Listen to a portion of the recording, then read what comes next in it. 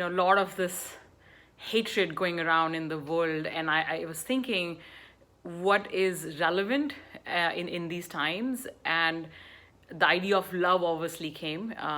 But I think before we can talk about love, I realized a big portion of hatred stems from from the fact that we don't know how to love our own selves. And so that's where I thought self love as a concept and a topic would be very relevant to talk about. And that is my topic. So the topic of today is self love. And we'll talk about what is it, right? And why it matters, and what are our barriers between us and like loving ourselves, and then obviously how do we get over those barriers. So let's talk about what is self-love. I obviously, in the spirit of things, looked up dictionary, and dictionary defines it as an appreciation for one's own worth or virtue, or proper regard for and attention to one's happiness or well-being. So that's self-love. I mean, quite simply, as the name suggests, it's basically how we love our own self, right? But what is important about self-love is that it is not a feeling or an idea. It is an embodiment. It is a practice. It shows up in how we show up. It shows up in the choices we make. It shows up in the actions we take. It shows up in how we love and receive love from others, right? All of this is related to how we love ourselves. And the best way to understand self-love is to talk about it as simply love, right? So if you think about when you love someone, right, like your partner, maybe your child, maybe some family member, your best friend, even your pet, I mean, whoever you love unconditionally, when it comes to loving others, how do you express love? Right, so let's simple examples, right? So if your loved one is ill, physically ill, and needs physical help, will you tend to their physical needs as part of love? If your loved one needs emotional support, right, they're feeling sad or hurt, will you be there for them? Will you listen to them? Will you hold their hand, lend them a ear and a shoulder to cry on? If your loved one is feeling let down, will you reinforce hope? If your loved one is feeling angry, will you support them in action against injustice? If your loved one is not able to understand a new skill, let's say, or master it, will you tell them it's okay to fail and tell them to try again, right? If your loved one has dreams, will you say to them, go after them, pursue those dreams, right? If someone is violating your loved one's boundaries, what will you tell them to assert and reinforce those boundaries? If someone is bringing your loved one down constantly and are toxic to their well-being, what will you tell your loved one? To walk away from that person. If your loved one is feeling not enough, what will you tell them? It's okay. You are enough. You will grow. Don't beat yourself up, right? Learn from your mistakes. So self-love is no different than love, right? How we love others. And if you think about how you express love for your loved ones, very similarly, how do you love yourself? So when you are physically ill, when you need emotional support, when you are feeling let down and losing hope, when you are unable to master a skill, when your boundaries are getting violated, when somebody is being toxic in your life, everything, how you will treat your loved one and what will you say to them and how will you be with them, similarly, how will you be with yourself? Also, just a quick word on self-love versus self-compassion, right? I'm using them slightly interchangeably for this conversation, but there is a difference. Like, compassion is mostly on how we treat ourselves when we are going through hard times. So compassion is more around how we treat ourselves when we are suffering. But love is kind of more generic than compassion. And it's a very interesting, I think one thing I would like to share is there is a researcher, her name is Dr. Christine Neff, who's at Austin, Texas, and she actually has done a lot of research on self-compassion. And so she has identified that self-compassion has three ingredients. So self-compassion has one, self-kindness, right? So self-kindness means being warm and understanding towards ourselves when we suffer, when we fail, when we feel inadequate. And rather than flagellation and self-criticism, we are being kind and forgiving. So that self-kindness is part of self-compassion. Two, recognizing that our suffering and personal inadequacy is part of a shared human experience, meaning we are not alone. It is not just happening to me alone. And three, mindfulness, meaning willingness to observe our negative thoughts and emotions with openness and clarity, and not over identifying with them, right? So self-kindness, understanding that you are part of a shared humanity, and being mindful about your negative thoughts. All of this is part of self-compassion, as she explains in her research. So, why does self-love matter, right? What if we don't love ourselves? The self-love matters because we can become more resilient in times of adversity. And when we fail, we can recover faster from failures. That's why self-love matters. It also increases our overall happiness and well-being in life. It allows us to be more optimistic and positive. It allows us, it increases our chances of pursuing our dreams and taking risk in life, because we have the ability to cope with setbacks and not overly identifying with our failures or weaknesses, right? So resiliency, optimism, overall happiness and well-being, and possibility of taking risks and pursuing our dreams. All of this is possible when we love ourselves. That's why self-love matters. Now, let's talk a little bit more about how self-love specifically influences how we give and receive love from others. Very, very important. They're very linked, right? Giving love when you love others. So a simple thing, like, have you experienced, like, when you feel good and you're feeling great about yourself, you are good to others, right? You're in a good mood, you will donate to people, you will give, maybe $1 to a beggar also. You will be kind to others when you're feeling good. And when you're feeling super shitty or crappy about yourself, you are mean to others. So similarly, we give what we have, right? If you don't have it, you can't give it. So similarly, when I can only love you if I love myself, if I have no love for myself, if I have no love to offer, I actually have no love to offer, right? So if you can't love yourself, you can't love others. So your love for others is a reflection of your love for yourself. And a clear distinction here I want to make is, don't confuse love with admiration, right? Because you can totally hate yourself and loathe yourself and admire, like, famous people, let's say, right? But that's not love. Because when you're admiring, you only admire them for their awesomeness and their strengths and what they're good at. Love, on the other hand, is wholehearted, right? It includes loving your easy and good part, but also loving your hard to love side. And it is not circumstantial, meaning I love you when you're successful, but not love you when you fail. That's not love, right?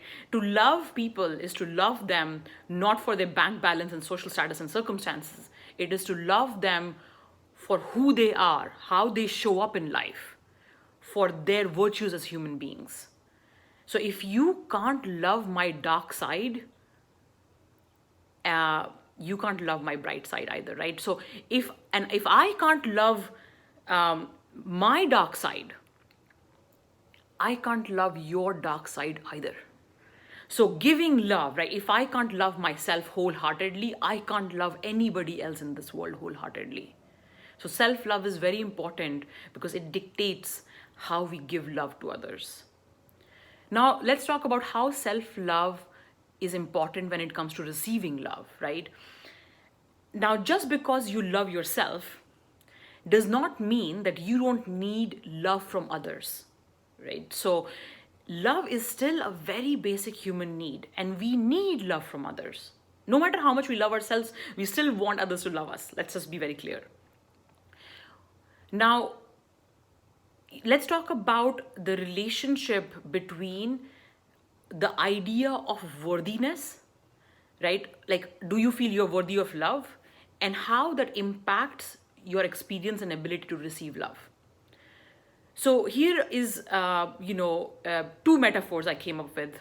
One is, which describes, these metaphors describe the relationship between self-love and worthiness.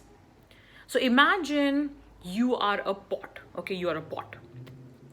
Now, your worthiness is basically equal to the walls of the pot. And so if you're not worthy of love, there are no walls of the pot and there is nothing to receive love. Like, you can't receive love, there's no wall. And the self-love is the bottom of the pot. So without self-love, no amount of others' love will ever be sufficient to fill your pot and to make you completely loved, because like there's no bottom. So it's like a bottomless pit, right? So no matter how much people love you, if you don't love yourself and there's no self-love at the bottom, you will never feel full. So worthiness, I'll give you another metaphor. So pick the metaphor that like resonates more with you. Another metaphor is, imagine if you are a tree, okay? Now worthiness is your roots, and self-love is the nutrition and water that helps the tree grow, right? So if your tree does not have roots and you don't believe you are worthy of love, hence, you will never be able to receive any amount of nutrition, because as you know, roots is where nutritions go into the tree. And if you don't have roots or you don't believe you're worthy, you can't receive love. Now let's say you are worthy, right? So you have roots, but you don't love yourself still. There is no nutrition. Self-love is the water and nutrition. So if you don't give nutrition to your tree will not grow. So basically what I'm trying to say is, belief in worthiness allows us to receive and feel love, right? So if you believe you're worthy of love, it allows you to receive love. Now, once you receive love, if you don't love yourself, you will never be able to feel completely and fully loved just with the love of others. Because self-love allows us to feel full, right? So belief in worthiness allows us to receive love, and self-love itself allows us to feel full. So that's very important to understand how self-love and idea of worthiness plays into how we receive love from others, right? So again, self-love allows you to feel full, and worthiness allows you to even receive love. And the problem is, it's a chicken and egg problem, right? So if you think all children are born knowing that they're worthy, like no child ever thinks they're not worthy of love. All children like love themselves, they believe they're worthy. But then if they don't get love from others like early on in life, we start believing falsely that maybe we are not worthy of love. And then if you are not worthy of love, then you will not love yourself either. So you see, it's a chicken and egg problem, right? Worthiness comes from reflection of others loving us, but we can't receive love if we don't believe we are worthy. So it literally is chicken and egg. But the good news is, we are all born thinking we are worthy, but somewhere in our lives, we get conditioned to thinking, worthiness only comes from if you get this and that and that and that. But the truth is, we are worthy because we exist. Simple, right? We are born worthy of love, and every human being on this planet, I wholeheartedly believe, is worthy of love. So we just forget this. We get conditioned out of it. So we just need to get conditioned back in that we are worthy of love. What self-love is not. Self-love is not narcissism. and thinking only about yourself and thinking you are better than everybody else around you, right? And making sure others see you as you want them to see you. Self-love is self-focused, and narcissism is other-focused because you're trying to get other people to like you and love you. Also, self-love is not acting selfish, right? Self-love is not about thinking only about yourself. Self-love is also not hedonism, where you're constantly satisfying every pleasure desire of yours. Like, oh, you want chocolate, you get chocolate. You want expensive clothes, you get expensive clothes, right? It's not like stupidly pampering yourself. That's not self-love either. Self-love is also not pity and self-victimizing, where you're constantly feeling sorry for yourself. So self-love is not narcissism, self-love is not being selfish, self-love is not hedonism, and self-love is not self-pitying. So let's talk about, Rumi said, Rumi is a very famous Sufi poet. He said, your task is not to seek love, but merely to seek and find all barriers within yourself that you have built against it. Because we all know how to love ourselves. We are all born, like kids know, babies are born knowing how to love themselves. But what happens is, as life goes on, we get conditioned, right, to with these ideas of society of how to loathe ourselves. So let's talk about what are our biggest hurdles between us and love. And I think of, there being 4 big hurdles. One is idea of perfection and unrealistic expectations, right? We never expect others to be able to do everything perfectly. But for some reason, we set ourselves up for failure by unrealistic expectations. And then the idea that we have to be perfect, not only in what we achieve, but also as we are pursuing those. So we have to be perfect in our achievement and our pursuit, right? So this idea of perfection and unrealistic expectations is a barrier between us and love. The second barrier is this idea that criticism is intelligent and criticism is a good thing, right? Because, we learned early on, probably from our teachers or parents or society, that if you want to excel, fear and pressure and criticism gets you moving faster. I remember, like, when I was a child, my teachers used to punish me physically, right? When I did not do homework. So fear of punishment made me do my homework. So I started internalizing, one, that fear is a motivator, right?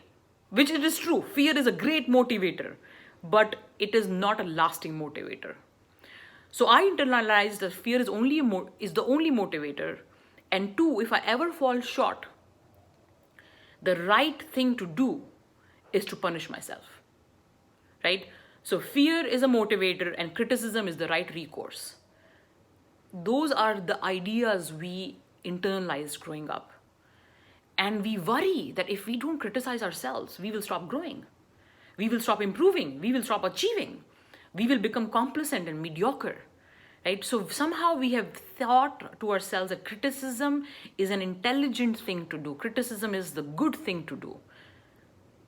But my question is, how's that working? How's that working out, right? Even when you achieve something, does it feel good enough? Can you come to yourself and feel safe? Or are you afraid of your own self because you know in your mind there'll be criticism? So that's the second hurdle, or barrier between us and love. The third one, which I think is very, very critical, and if anything, probably this is the most important one that you can take away, is lack of our skills on how to do self-talk. So, when we were growing up, at least for me, we were taught how to talk to our teachers, our parents, elders, neighbors, friends. We were taught how to talk to them, respectfully. However, no one ever taught us on how to talk to our own self. And we learned most of it by observing, how people talk to each other or how people talk to us, and we picked up the same practices, to talk to ourselves, which mostly meant beating ourselves when we make mistakes, shaming ourselves for our weaknesses, and constant criticism, thinking it'll help us grow. What a fool, right? We made of ourselves. Self-talk is the most powerful skill we can learn to change our life. Imagine if you talked to yourself with kindness, allowed yourself to make mistakes, and encouraged yourself to take risks, cheer-led yourself as you're pursuing your dreams. Imagine if you talk to yourself like you talk to most loved, precious people in your life. Imagine if you talked to yourself with respect and honor. So anyway, so that's the third barrier, and I would say the most important barrier between us and love. And last one is lack of prioritization and skills of self-care. We are taught true heroes make sacrifices. They sacrifice themselves. And self-care may be selfish, right? We are not taught the importance of self-care, and we are not allowed to self-care.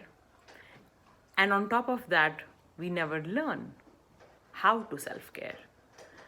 So both the importance and priority of it, permission to do it, and the skills of actually doing it, we never learn. And that is a barrier. Not knowing how to self-care is a barrier between us and self-love. So the question is, how do we get over these hurdles and barriers, and how do we learn to love ourselves better? And the simplest way is, to start substituting these barriers and like transforming them, right? So we talked about the 4 barriers: perfection, criticism, lack of self-talk skills, and lack of self-care skills. So what we can do is substitute perfection with excellence, substitute criticism with observation, substitute mean self-talk with kind self-talk, and substitute sacrifice with self-care. And so if you just make these substitutions, like instead of pursuing perfection, which actually doesn't never exist, like pursue excellence, pursue a mindset of I want to just attempt and learn, right? Substitute criticism with art of observation, intelligent observation, and learn from your mistakes without criticizing and judging yourself. Substituting mean self-talk again with kind, encouraging self-talk, and substitute this idea of sacrifice and martyrdom with self-care. Once you make these substitutions, that is the path for self-love. And one thing, one hack I just want to share that I do is, I know culturally the language of like the word love and the word respect, both somehow come with these idea of prerequisites. Like I will only love X, Y, and Z if they have achieved A, B, and C. So I actually just make this little hack in language where I substitute the word love or respect with the word honor.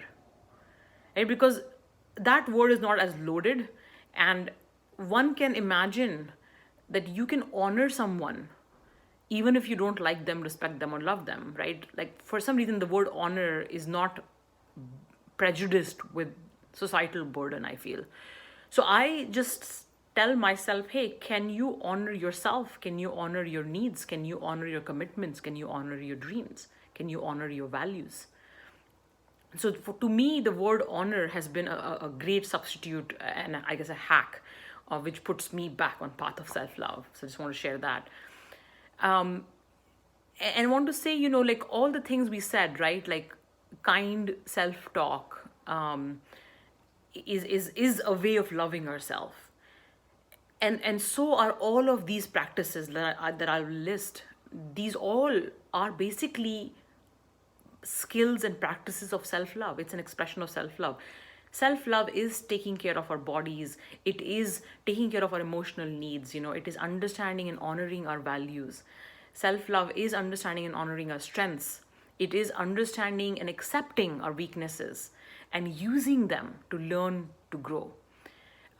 Self-love is honoring our efforts regardless of outcomes. Self-love is setting boundaries. Self-love is choosing right people to surround ourselves with and walking away from people who are toxic.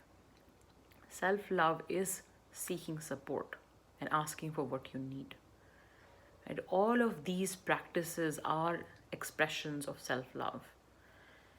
It takes courage to see all our flaws, mistakes, fears, and still love ourselves. Perfection is easy to love, right? But perfection is not real. It doesn't exist anywhere. Real love is messy. Real love is messy, and real you or real me is messy. So instead of loving this hypothetical idea of my perfect self, which doesn't exist, and then beating my real self for being flawed, I would rather love my flawed self so I can actually grow and become my best self. Self-love is the path to becoming who we want to be, our best version of our, perfectly imperfect, wonderful self. That self-love is the path to becoming who we want to be. So I'll end there and we can take questions.